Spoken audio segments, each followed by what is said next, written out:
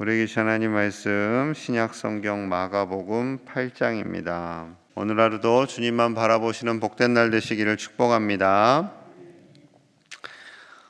앞선 6장에서 오병이어 사건이 있었지요. 이와 유사한 사건이 8장에서 칠병이어라는 이름으로 사건이 명명됩니다. 4,000명을 먹이신 사건인데요.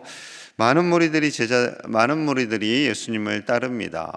잠깐 따른 것이 아니라 여러 날 따라다녔어요. 자, 1절과 2절 봅니다. 1절, 2절. 그 무렵에 또 큰 무리가 있어 먹을 것이 없는지라 예수께서 제자들을 불러 이르시되 내가 무리를 불쌍히 여기노라. 그들이 나와 함께 있은지 이미 사흘이 지났으나 먹을 것이 없도다. 사흘이 지났으나 3일 동안 부흥회를 하신 거예요. 예수님께서 무리들을 이끌고 아침부터 저녁까지 말씀을 전하시고 들판에서 주무시고 또 말씀 전하시고 또 들판에서 주무시고 그렇게 한 거죠.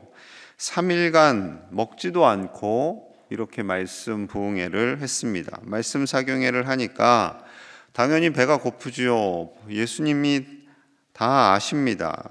불쌍히 여기시고 저들에게 먹을 것을 주고 싶어 하시는 거죠. 지금까지 3일간 영의 양식을 주었는데 사람이니까 당연히 배가 고프죠. 그래서 육의 양식도 주시고 싶어 하시는 우리 주님의 마음입니다. 그들이 집에 가다가 지쳐 쓰러질 것만 같구나, 좀 밥을 먹여서 보냈으면 좋겠다 하시지요.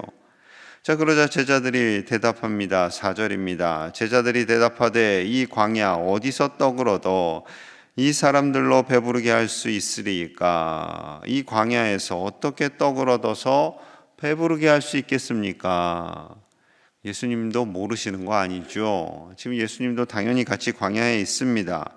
당연히 현실이 어려운 상황이라는 것을 압니다. 제자들은요, 눈에 보이는 것만 보는 거예요. 성인 남자만 최소한 4,000명이고 여자들하고 아이들까지 합치면 거의 아마 10,000명이 넘었을 것이라고 추정을 합니다.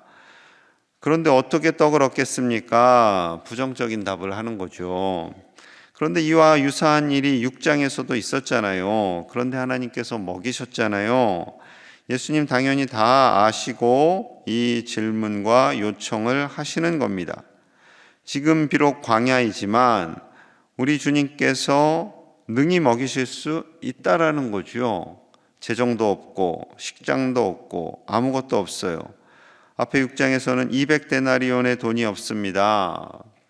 돈을 넉넉히 가지고 있지도 않습니다. 그런데 어떻게 먹입니까?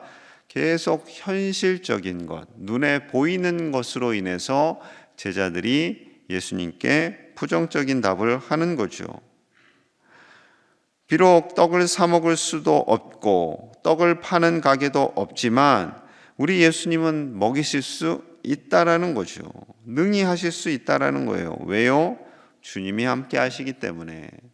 지금 이 광야에 우리 예수님이 계시기 때문에 5,000명이든 4,000명이든 몇만 명이든 먹이실 수 있다라는 거죠.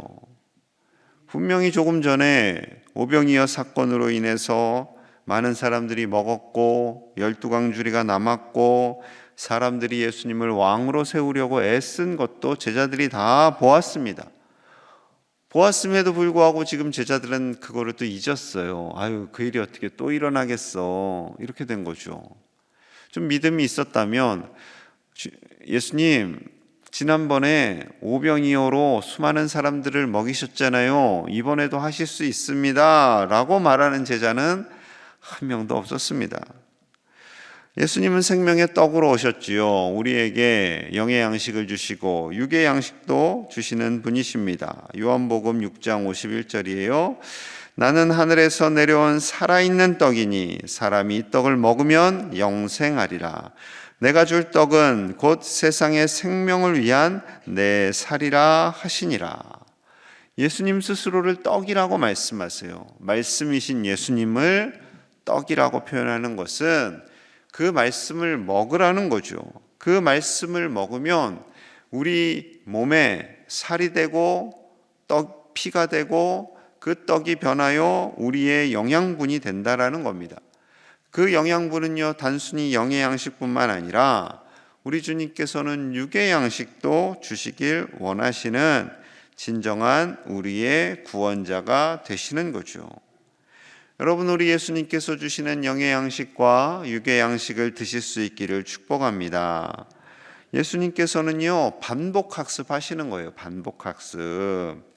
오병이어의 사건과 지금 칠병이어의 사건을 통해서 능히 생명의 떡이신 예수님께서 우리에게 영의 양식뿐만 아니라 육의 양식도 주시는 분이심을 분명히 말씀하시는 거죠.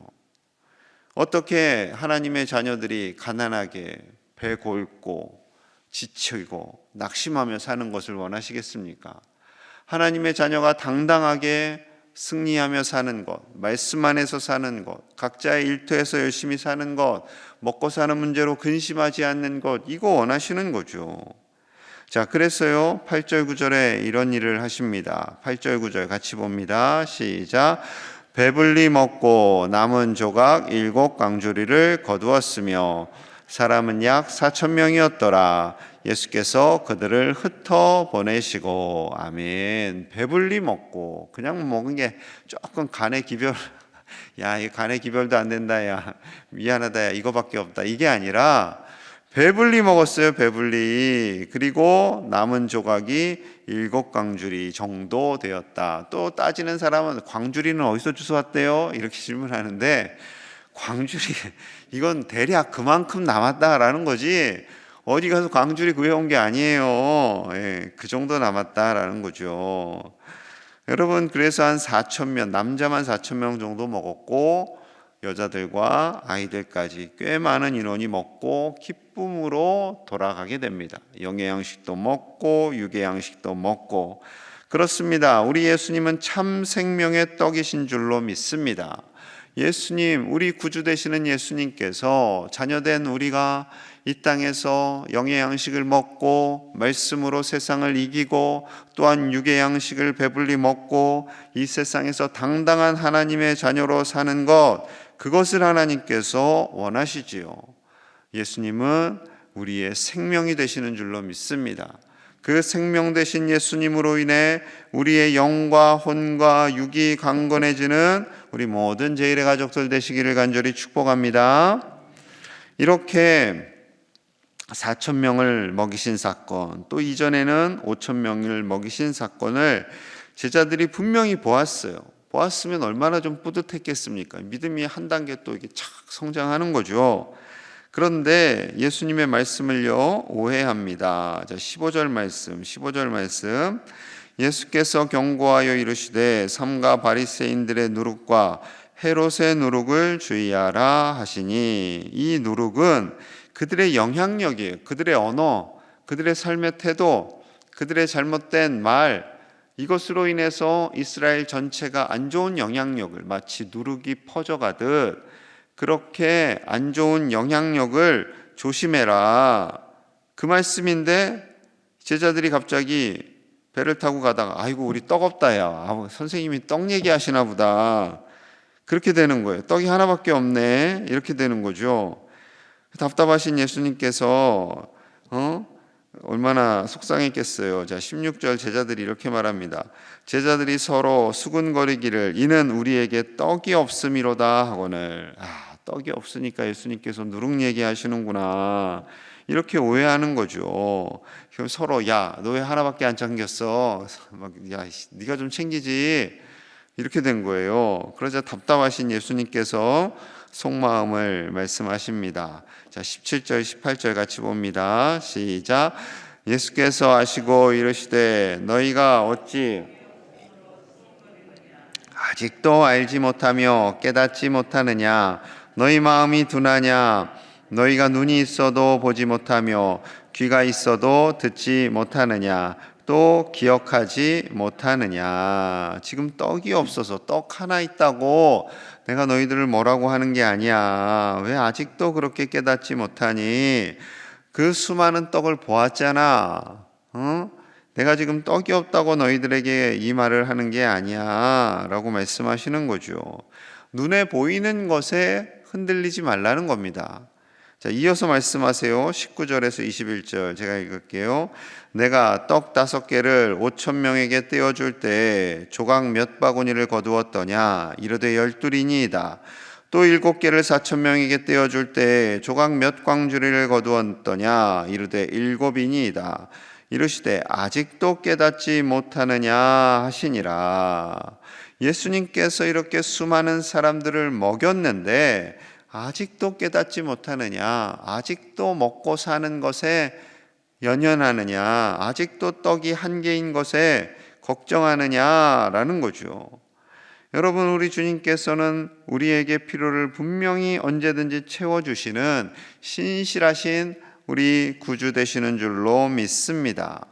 우리가 살아가면서 눈에 보이는 여러 가지 걱정거리들이 있지요. 염려거리들이 있습니다. 당장 눈앞에 쌀이 없거나, 당장 눈앞에 돈이 없거나, 당장 눈앞에 여러 가지 부족한 것들이 있을 때 우리가 늘 염려하고 불안해하고 갈등합니다. 이것을 우리만 아는 것이 아니라 우리 하나님 아버지께서도 아시는 줄로 믿습니다. 그리고 우리 아버지께서 그것을 채워주세요. 자녀된 우리에게 채워주세요. 그리고 주의할 것은 이 세상의 가치, 이 헛된 가치 속에서 우리의 마음이 빼앗기는 것. 그래서 바리새인의 누룩을 조심하라. 이 세상의 잘못된 가치를 조심하라 라고 말씀하시는 거죠. 그 모든 것을 이루어 가시는 분이 우리 주님이시기 때문에 너희가 내가 누군지를 정말 알면 떡이 없어서 불안해하거나 염려하지 않는다라는 거예요. 자, 그래서 예수님이 자신의 정체성을 질문하죠. 자, 27절입니다. 27절. 예수와 제자들이 빌립보 가이사라 여러 마을로 나가실새 길에서 제자들에게 물어 이르시되 사람들이 나를 누구라고 하느냐? 빌립보 가이사라 여러 마을로 가시는 길입니다. 제자들에게 물으시는 거예요. 그냥 슬쩍 질문하시는 거죠. 얘들아, 사람들이 나를 누구라고 해? 물어보자. 제자들이 대답합니다. 어떤 사람들은 세례 요한이라고 합니다. 어떤 사람들은 엘리야라고도 합니다. 어떤 사람들은 선지자라고도 합니다. 그러자 예수님이 가장 핵심적인 질문을 하시죠. 29절입니다. 29절. 또 물으시되 너희는 나를 누구라 하느냐? 정작 너희는 나를 누구라고 하느냐? 누구라고 생각하느냐?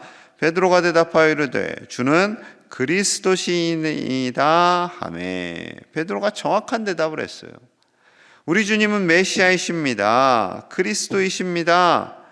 주님을 메시아로 믿고 우리는 열심히 따라갑니다 라고 확신하게 되죠. 아까 조금 전에 읽었던 떡 때문에 헷갈려하던 제자들의 모습과는 다릅니다. 그 사이에 좀 더 믿음이 확실해졌어요. 그리고 예수님이 누구인지 분명히 알았어요. 예수님이 누구인지 분명히 알면 예수님과 함께 다니는 제자들은 두려울 것이 있어요, 없어요? 없는 거죠. 메시아하고 함께 다니는데, 예수님, 우리 하나님의 아들과 함께 다니는데 무엇이 두렵겠습니까? 무엇이 근심 걱정이 되겠어요? 무엇이든지 할 수가 있죠. 그러나 중요한 것은 세상의 가치를 따르지 않는 거예요. 헤롯의 누룩, 바리새인의 누룩을 따르지 않는 거예요. 자, 그래서 34절, 35절 이렇게 주님 말씀합니다. 같이 볼게요. 시작. 무리와 제자들을 불러 이르시되 누구든지 나를 따라오려거든 자기 십자가를 지고 나를 따를 것이니라. 누구든지 자기 목숨을 구원하고자 하면 잃을 것이요 누구든지 나와 복음을 위하여 자기 목숨을 잃으면 구원하리라. 아멘. 누구든지 나를 따라오려거든 자기를 부인하라. 세상에서 유명해지려고 하는 것, 물질적으로 풍성해지려고 하는 것, 세상에서 권력을 가지고 높아지려는 것, 예수님을 이용해서 한 자리 해먹으려고 하는 것, 이런 거 다 내려놔라는 거. 다 내려놔라.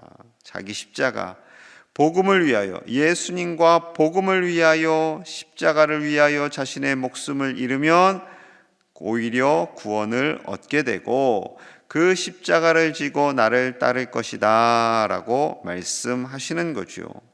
그 말씀을 하시면서 예수님께서 십자가를 지시게 될 것을 또한 이어서 말씀하십니다.